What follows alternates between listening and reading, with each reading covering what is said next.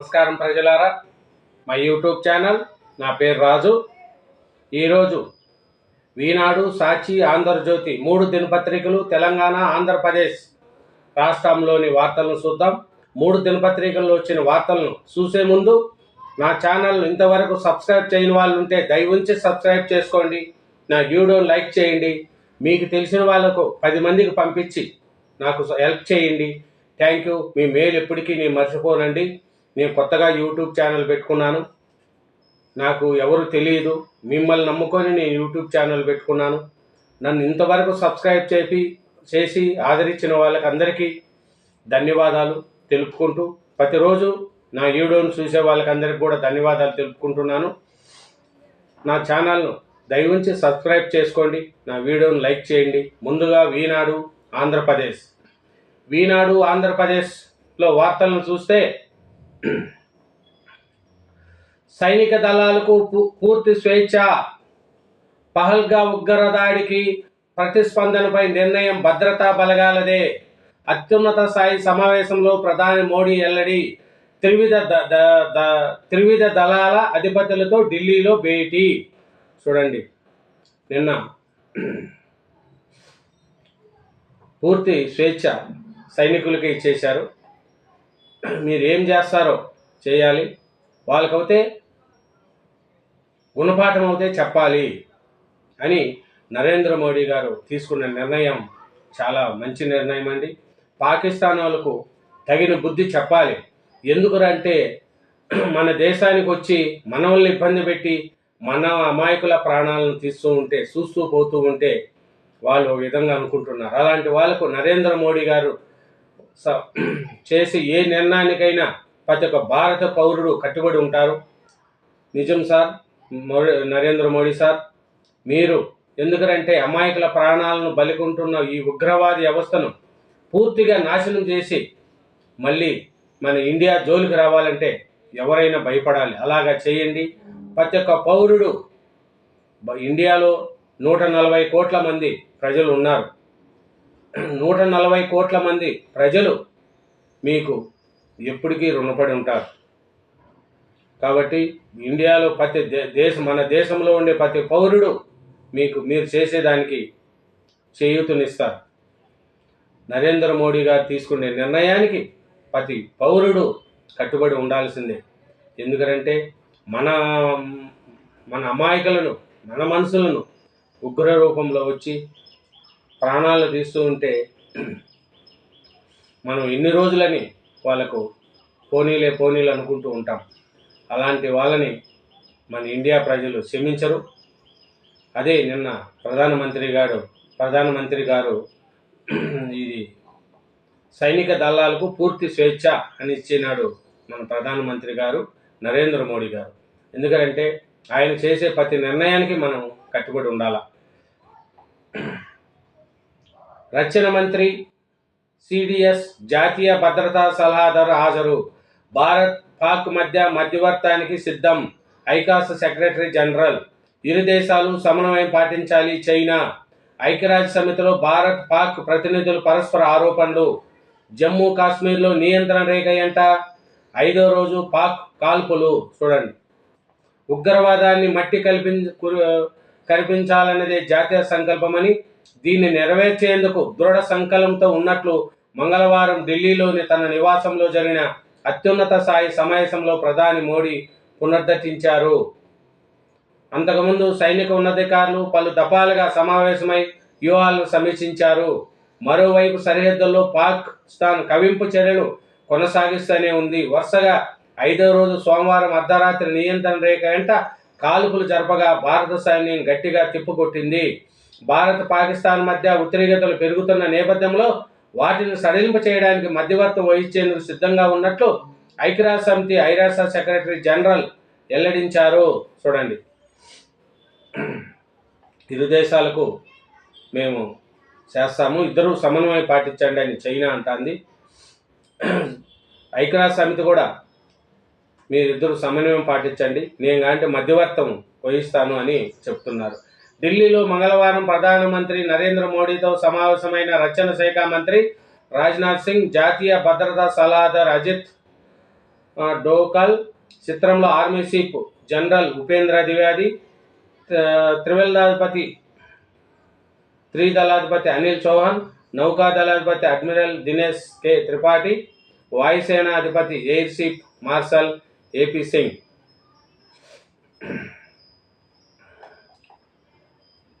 జమ్మూ కాశ్మీర్లో 48 పర్యాటక ప్రాంతాలు మూసివేత. పహల్గా ఉగ్రవాది నిందితులను పట్టుకునేందుకు భారత భద్రతా బలగాలు గాలింపు చర్యలు ముమ్మరం చేశాయి. దీనికి ప్రతీకారంగా కాశ్మీర్లో మరిన్ని విద్రోహ ఘటనలు జరిగే అవకాశం ఉందని నిఘా వర్గాలు హెచ్చరిస్తున్నాయి. ఉగ్రమూకలకు సంబంధించిన శక్తులు క్రియాశీలం అయినట్లు తెలిపాయి. దీంతో ముందస్తు భద్రతా చర్యల్లో భాగంగా కాశ్మీర్లో ఉన్న మొత్తం 87 పర్యాటక కేంద్రాల్లో 48 కేంద్రాలను మూసివేస్తున్నట్లు ప్రభుత్వం ప్రకటించింది. అది ఇంకా చూస్తే వార్షిక రుణ ప్రణాళిక 6.60 లక్షల కోట్లు, వ్యవసాయ రంగ లక్ష్యం 3.06 లక్షల కోట్లు. ఎస్ఎల్బిసి సమావేశంలో ఆవిష్కరించిన ముఖ్యమంత్రి చంద్రబాబు. ప్రస్తుత ఆర్థిక సంవత్సరంలో వివిధ రంగాలకు 6.60 లక్షల కోట్ల రుణాలు ఇవ్వాలని రాష్ట్ర స్థాయి బ్యాంకర్ల కమిటీ నిర్ణయించింది. అది ఇంకా చూస్తే మెగా డిఎస్సిలు ధృవపత్రాలు అప్లోడ్ ఐచ్ఛికమే. ఎస్సీ, ఎస్టీ, బీసీ, దివ్యాంగ విద్యార్థులకు అర్హత మార్కులు 40% తగ్గింపు. మెగా డిఎస్సికి దరఖాస్తు చేసేటప్పుడు విద్యార్హత ధృవపత్రాలు అప్లోడ్ ఐచ్ఛికమేనని విద్యా ఐటీ శాఖ మంత్రి నారా లోకేష్ ఎక్స్ వేదిక తెలిపారు. సర్టిఫికేట్లు తనిఖీ సమయంలో మాత్రం ఒరిజినల్ ధృవపత్రాలను సమర్పించాలని అభ్యర్థులను సూచించారు. డిఎస్సికి దరఖాస్తు చేసే సమయంలో ధృవపత్రాలను అప్లోడ్ చేయాలని నోటిఫికేషన్లో పేర్కొనగా అప్లోడ్ చేయడంలో అనేక ఇబ్బందులు ఎదురవుతున్నట్లు అభ్యర్థులు పలుమార్లు విన్నవించారు. వీటిని పరిశీలించిన తర్వాత నిబంధనలను ఐచ్ఛికంగా మార్చినట్టు లోకేష్ తెలిపారు. అది ఇంకా చూస్తే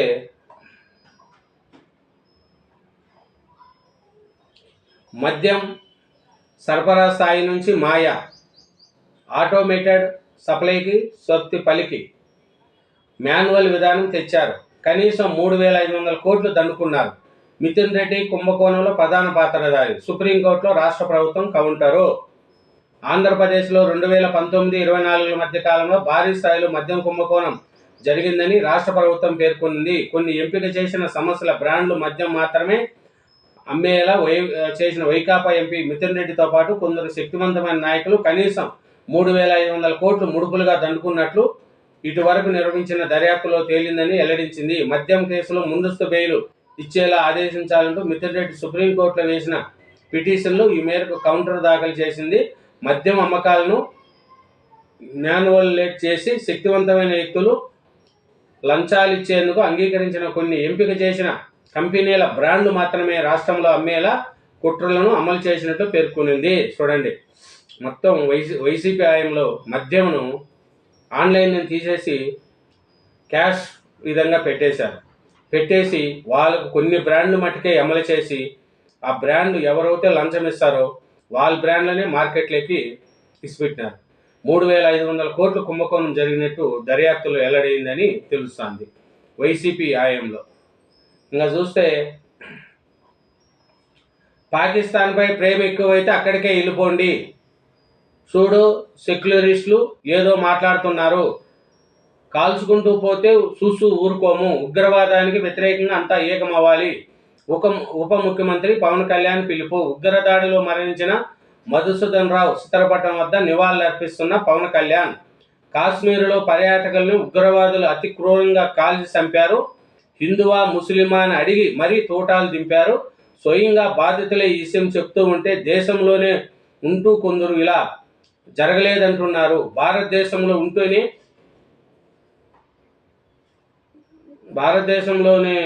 ఉంటేనే చూడు సెక్యులరిస్టులు పాకిస్తాన్పై ప్రేమ చూపిస్తున్నారు. అలాంటి వాళ్ళు ఈ దేశాన్ని వదిలి పాకిస్తాన్కి వెళ్ళిపోండి అని జనసేన అధ్యక్షుడు ఉప ముఖ్యమంత్రి పవన్ కళ్యాణ్ అన్నారు. అది ఇంకోటి సింహాద్రి, ఇది దుర్ఘటన అండి. సింహాద్రి అప్పన్న చందనోత్సవంలో అపశృతి, గోడ కూలి 7 భక్తులు మృతి. చూడండి, విశాఖపట్నం సింహాచలం అప్పన్న స్వామి చందనోత్సవంలో అపశృతి చోటు చేసుకునింది. ఏడాదికి ఒకసారి భక్తులు దర్శనమిచ్చే ఈ వరాహలక్ష్మి నరసింహస్వామి నిజ రూపాన్ని దర్శించేందుకు వచ్చిన భక్తులపై బుధవారం ఏకువజామున సిమెంట్ గోడ కూలింది.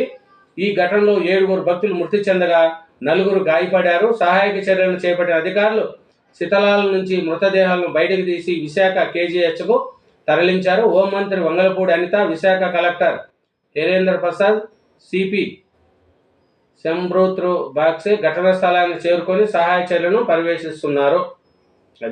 ఇది దుర్ఘటన అండి. ఎందుకంటే భక్తులు చనిపోవడం చాలా దురదృష్టము. గోడ కూలి చనిపోవడం, ఆ గోడ కట్టిన కాంట్రాక్టర్ మీద కూడా ఇమ్మీడియట్లీ యాక్షన్ తీసుకుంటా ఉంటుంది ప్రభుత్వము. ఇలాంటి వాళ్ళని తీసుకోవాలి. ఆ చనిపోయిన వాళ్ళు వాళ్ళ కుటుంబాలు ఎంత ఇబ్బంది పడతాయి చెప్పండి. అట్లే తిరుమలలో కూడా 6 మంది చనిపోయారు. దాని పరిస్థితి ఇప్పుడు మళ్ళీ 7 మంది చనిపోతున్నారు. వరుస సంఘటనలకు ఎవరు కారణం? అక్కడ ఉండే అధికారులా లేదా కాంట్రాక్టులా, ఇప్పుడు ఉండే ప్రభుత్వమా? చూడండి, ఆలోచించండి. కెనడాలో లిబరల్ పార్టీకి ఆధిక్యము ప్రధానిగా కొనసాగనున్న కార్నీ. చిన్న పార్టీలు చేయూత తప్పనిసరి. సొంత స్థానంలో ఓడిపోయిన ప్రతిపక్ష నేత పిఆర్ఈ ఖలిస్తానీ మద్దతుదారు జగత్ సింగ్కు పరాభవము. చూడండి,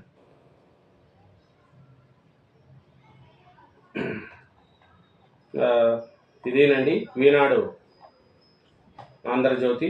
ఇప్పుడు ఆంధ్రజ్యోతి తెలంగాణ చూద్దాం. ఆంధ్రజ్యోతి తెలంగాణ చూస్తే గీతం విద్యార్థికి 1.4 కోట్ల వార్షిక వేతనము.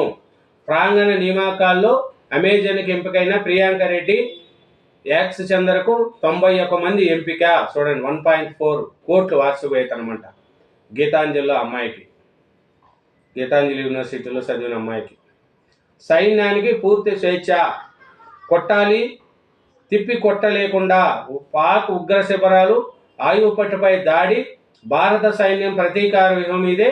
పాక్ స్పందించలేని రీతిలో బుద్ధి చెప్పాలి. పూర్తి స్థాయి యుద్ధానికి ఛాన్స్ తక్కువే. అడ్డుకునేందుకు పాక్ అణు బెదిరింపులు. ఉగ్రదాడికి ప్రతిగా ఎక్కడ, ఎప్పుడు, ఎలా దాడి చేయాలో నిర్ణయించుకునే స్వేచ్ఛ వారిదే. వారి శక్తి సామర్థ్యాలపై పూర్తి విశ్వాసం ఉంది. ఉగ్రవాదులకు వారిని పెంచి పోషిస్తున్న వారి ఊహకు అందనంత కఠిన శిక్షలు విధిస్తాము. అత్యున్నత స్థాయి రక్షణ భేటీలో ప్రధాని మోడీ. నేడు 2వసారి సమావేశం కానున్న సిపిఎస్ కేంద్ర ఆర్థిక వ్యవహారాల కేబినెట్ భేటీ కూడా. పహల్గా చర్చకు పార్లమెంటును సమావేశపరచండి. ప్రధాని నరేంద్ర మోడీకి కాంగ్రెస్ నేతలు రాహుల్ గాంధీ, మల్లికార్జున ఖార్గే లేఖలు. తిరుమల ఉత్తర భాగానికి పర్యావరణ అనుమతులు. ఈ ప్రాజెక్టుకు కేంద్ర అనుమతులన్నీ వచ్చినట్లే. కేంద్ర కేబినెట్లో ఆమోదించడమే తరువాయి. నిర్వాహితులకు పరిహారం చెల్లింపునకు సుగమం.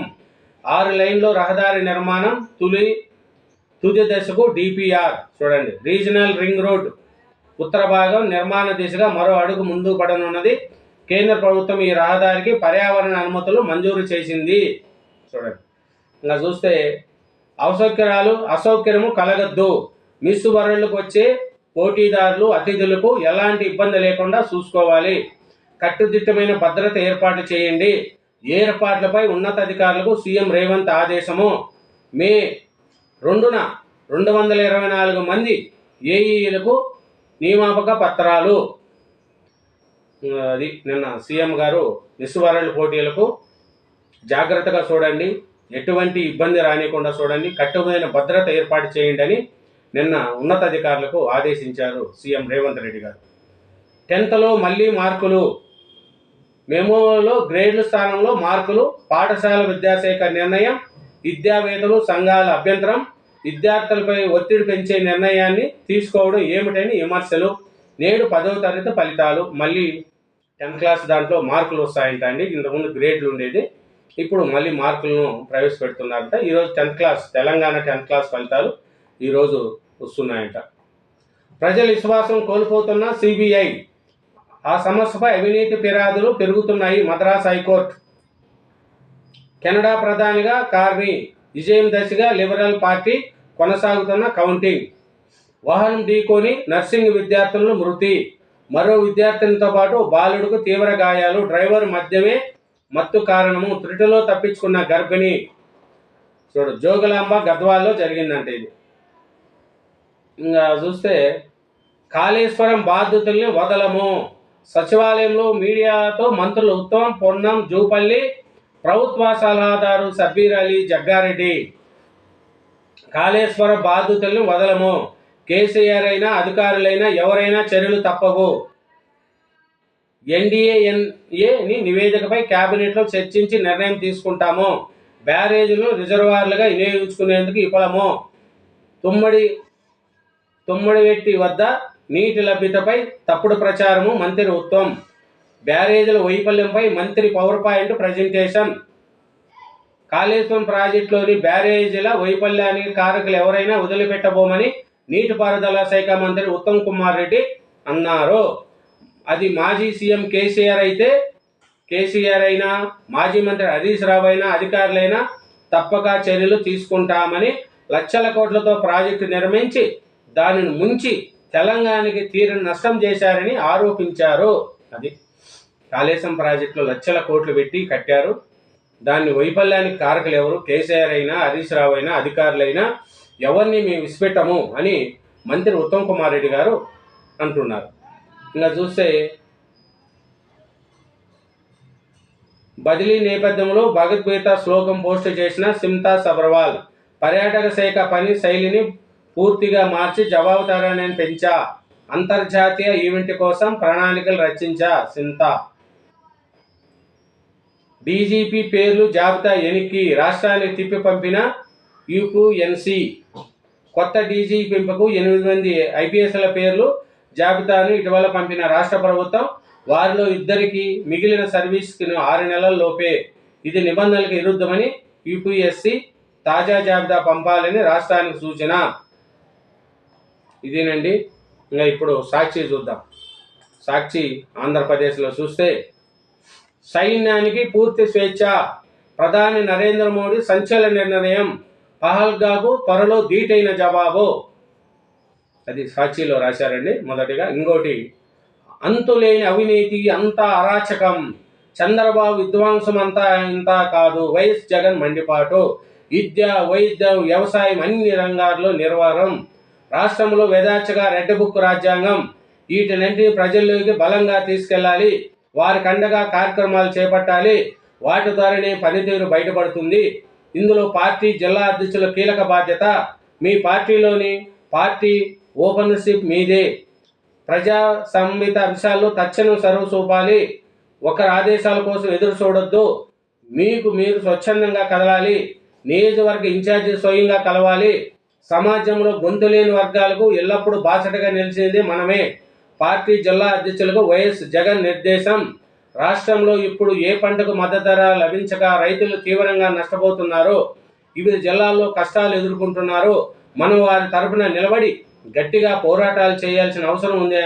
అన్నదాతలకు ఆయా జిల్లాల్లో మీరంతా అండగా నిలి వారి డిమాండ్ల సాధనకు బలంగా ఉద్యమించాలి వైఎస్ జగన్ అంటున్నాడండి. వైఎస్ జగన్ ఇదే అంటున్నాడు. అంతా అరాచకం, అంతులేని అవినీతి, చంద్రబాబు విధ్వంసం అంతా ఇంత కాదు అని మెయిన్ ఎడిటింగ్ రాశారండి. రెండోది చూస్తే, సంపద సృష్టించి పేదరికాన్ని నిర్మూలిస్తాం, అది చంద్రబాబు నాయుడు రాశారు.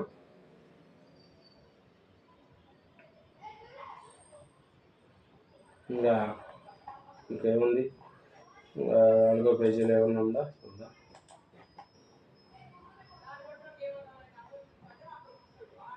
అంతులేని అవినీతి అంతా అరాచకం, చంద్రబాబు విధ్వంసం ఇంత అంత కాదు, వైఎస్ఆర్ జగన్ ఆగ్రహం. ఏడాదిలో ప్రభుత్వంపై తీవ్ర వ్యతిరేకత, కేటీఆర్ త్వరగా కోలుకోవాలని వైఎస్ జగన్ ఆకాంక్ష. జిమ్లో వ్యాయామం చేస్తూ గాయపడిన బీఆర్ఎస్ వర్కింగ్ ప్రెసిడెంట్ కేటీఆర్ త్వరగా కోలుకోవాలని వైఎస్ఆర్సీపీ అధినేత మాజీ సీఎం వైఎస్ జగన్మోహన్ రెడ్డి ఆకాంక్షించారు. గజం లక్షల్లో ఉంటే ఎకరా 99 పైసలకి ఇచ్చేశారా? విశాఖ ప్రజలంటే కుట్ర ప్రభుత్వం సులభంగా ఉంది. తీర ప్రాంతాన్ని పెట్టుబడిదారులు చేజెక్కించుకుంటున్నారు. ప్రొఫెసర్ చలం, పర్యావరణ ఉద్యమ కార్యకర్త సోహన్, మాజీ ఎమ్మెల్సీ శర్మ మండిపాటు. ఏసుగులో తాగునీటి అవసరాలకు 28 కోట్లు. జనసేన కార్యాలయం వద్ద పీఈటీ అభ్యర్థులు నిరసన. డిఎస్సి జనరల్ అభ్యర్థులకు న్యాయం చేయండి.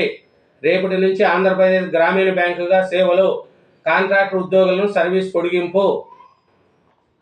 అదేనండి సాక్షి ఆంధ్రప్రదేశ్.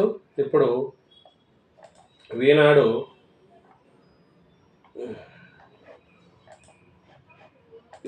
తెలంగాణలో సైనిక దళాలకు పూర్తి స్వేచ్ఛ, కరెంటు ఛార్జీలు పెంపు లేదు.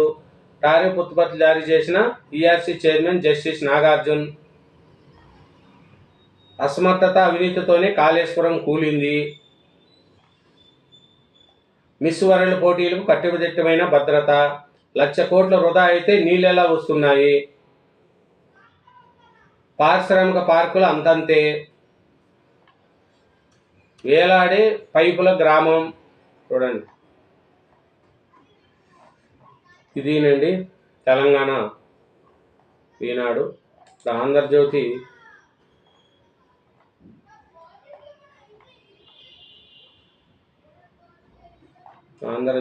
ఆంధ్రప్రదేశ్ చూద్దాం.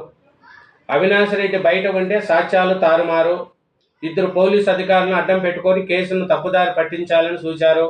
రామ్ సింగ్, సునీత దంపతులపై అన్యాయంగా కేసులు. వైసీపీ ఎంపీ బెయిల్ రద్దు చేయండి. సుప్రీంకు సీనియర్ న్యాయవాది లూత్రా వినతి. సునీతారెడ్డి వ్యాజ్యాలపై విచారణ జూలై చివరి వారానికి వాయిదా. అప్పటికి తాను రిటైర్డ్ అవుతానని సిజేఐ. పిటిషన్లను మరో ధర్మాసనానికి మార్చాలని రిజిస్ట్రేషన్ సూచన.